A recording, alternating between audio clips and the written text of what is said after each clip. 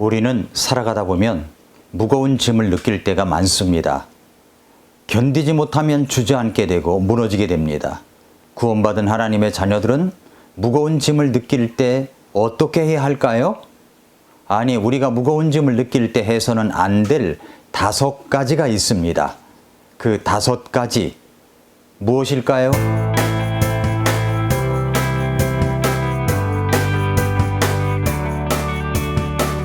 미라클 모닝 애청자 여러분, 안녕하십니까? 인생을 살아가다 보면 무거운 짐을 느끼지 아니할 때가 아마 거의 없을 것입니다.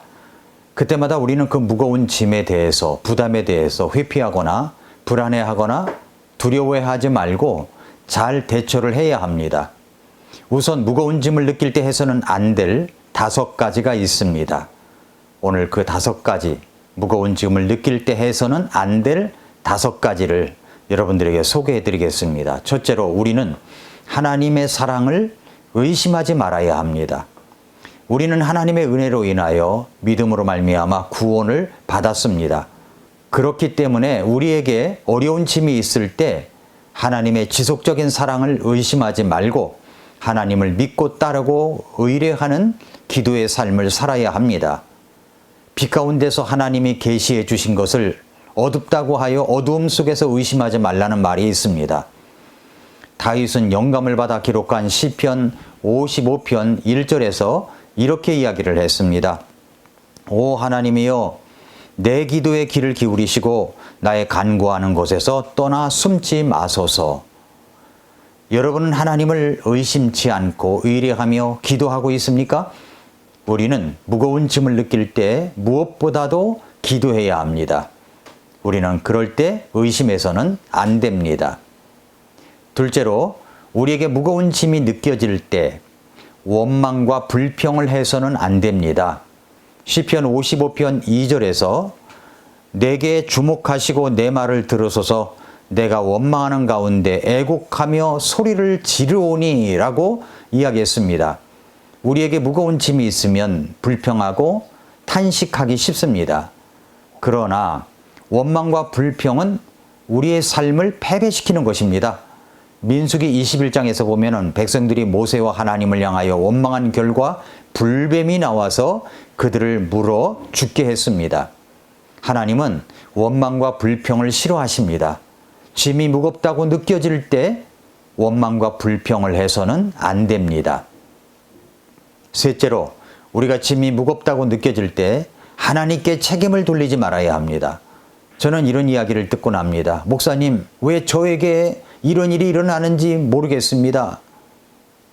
그러나 한 가지 분명히 아는 것은 하나님께 책임을 돌릴 일이 아니라는 것입니다.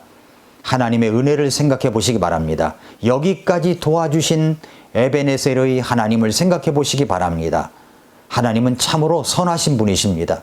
여러분에게 하나님의 은혜가 족하십니까? 하나님께서 여러분에게 선을 베푸셨다고 생각하십니까?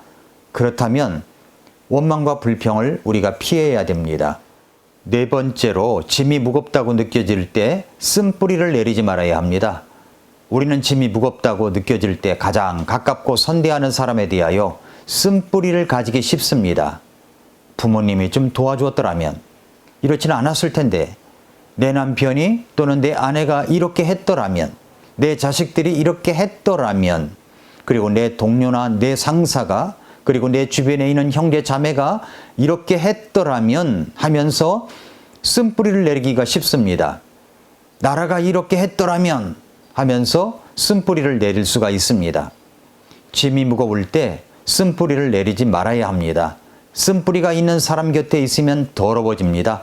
쓴뿌리는 전염성이 아주 강합니다. 원망이 번져갑니다. 무거운 짐이 있다고 우리가 쓴뿌리를 내려서는 안 됩니다. 마지막 5번째는, 우리는 무거운 짐이 느껴질 때 우리의 섬김을 중단하지 말아야 합니다. 우리는 무거운 짐이 느껴질 때 제일 먼저 우리가 섬기던 것, 봉사했던 것, 사역을 중단하려고 하는 경향이 있습니다. 섬기는 사역부터 중단하려고 합니다. 그러나 그것은 가장 큰 잘못입니다. 왜냐하면 가장 귀중한 것을 중단하기 때문입니다. 그것은 참으로 우리의 삶이 패배하는 증거이기 때문입니다. 그것은 곧 후회를 가져올 것이기 때문입니다. 갈라디아서 6장 9절에서 우리가 잘 행하는 가운데 지치지 말지니 우리가 기진하지 아니하면 정하신 때에 거두리라 라고 말씀했습니다. 성숙한 그리스도인이나 지도자에게 요구되는 자질 중에 지구력이 언급되고 있습니다. 지구력, staying power. 성숙한 사람은 포기하지 않습니다. 결론적으로 우리는 무거운 짐을 느낄 때 하나님의 약속을 기억해야 합니다. 로마서 8장 28절에서 우리가 알거니와 하나님을 사랑하는 자, 곧 그 뜻대로 부르심을 입은 자들에게는 모든 것이 합력하여 선을 이룬다고 했습니다. 우리가 분명히 하나님을 사랑하고 나의 목적이 하나님의 부르심과 목적에 합하여 사는 삶이라면 어떤 일이 일어나더라도 그것은 수를 놓아서 한 폭의 그림을 만든다는 것입니다. 하나님께서 주재하시고 승리하심을 믿어야 됩니다. 짐이 있을 때 피하여 도망가지 마십시오. 왜냐하면 그 짐은 우리의 가장 좋은 친구일 수 있기 때문입니다. 무거운 짐을 느낄 때 인내하십시오. 야고보서 5장 11절에서 보라 참는 자들을 우리가 행복한 자로 여기나니 너희가 욥의 인내를 들었고 주께서 주신 결말을 보았거니와 주께서는 지극히 동정심이 많으시며 친절한 긍휼을 베푸는 분이시니라 라고 말씀하고 있습니다. 야고보서 5장 13절에서는 너희 가운데 고난을 당하는 자가 있느냐? 그는 기도할 것이요 라고 말씀하십니다. 짐이 있을 때 하나님께 가지고 나와 부르짖으며 기도하라는 말씀입니다. 사랑하는 애청자 여러분, 성도 여러분, 뒤에는 이집트 군사가 쫓아오고 앞에는 홍해바다가 가로막혀 있었을 때 모세는 이스라엘 백성들에게 이렇게 말했습니다. 너희는 두려워하지 말고 가만히 서서 오늘 주께서 너희에게 보여주실 그분의 구원을 보라. 다시는 너희가 오늘 본 이집트 사람들을 영원히 또 보지 아니하리라. 14절에 주께서 너희를 위하여 싸우시리니 너희는 조용히 있을지니라 라고 말씀을 했습니다.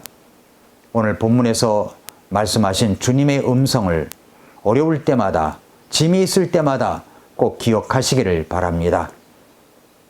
네 짐을 주께 맡기라. 그러면 그분께서 너를 붙드시고 의로운 자가 흔들리는 것을 결코 허락하지 아니하시리로다. 오늘도 미라클 모닝입니다.